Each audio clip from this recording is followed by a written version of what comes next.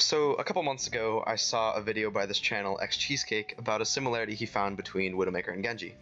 As you may know, Widowmaker can cancel her grappling hook to propel herself instead of climbing a ledge.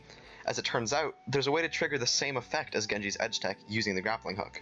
In his video, he covered his theories on how it works, but we wanted to explore the tech more in depth to try to explain why it happens and what the hell is wrong with Blizzard's engine. We also wanted to talk a little bit about its uses and why practicing it might not be a total waste of time.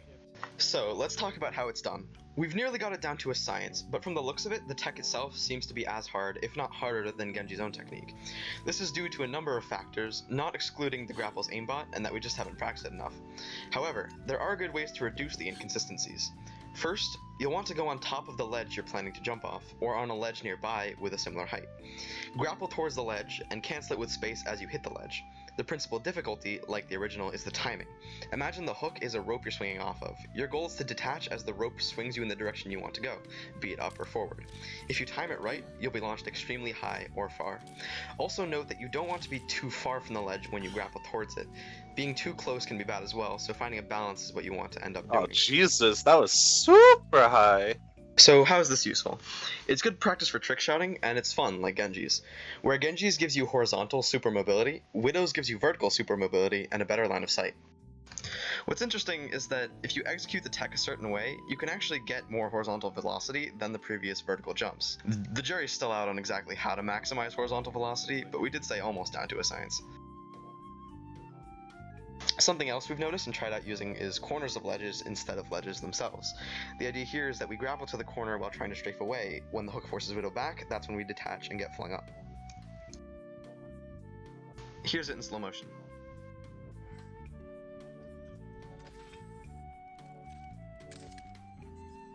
But now, we should probably talk about how it can go wrong. With missed timing, the grappling hook can launch you backwards, or any direction you specifically don't want to go. It'll take a while to readjust your natural timing if it's off by a little or by a lot. Remember, there's no rule set for how this is supposed to work, so when it doesn't, try not to get frustrated.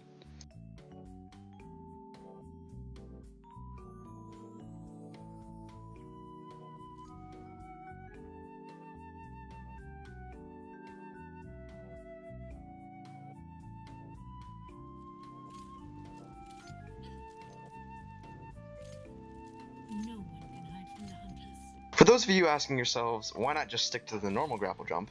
For one, not many players expect Widow to fly as high as Pharah, but the normal grapple jump has become pretty much commonplace. This is a good way to set yourself above other Widows, as it's a clear difference in height and speed, making you harder to hit and them easier to see.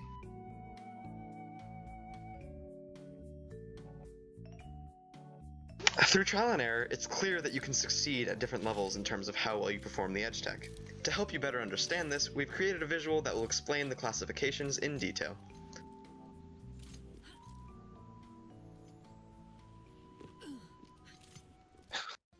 You're going to love this. Trust me, what you're seeing now is my normal state. This is a super edge tech. And this is what is known as a super Edge tech. that has ascended past a super, Edge tech. or you could just call this a super Edge tech. 2. Wilhelm, what a useless transformation. You've changed your hair, so what? Just wait.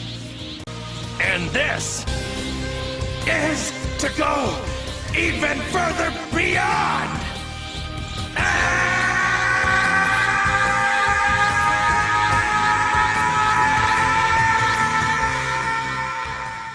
This is what I call a super Edge tech. 3.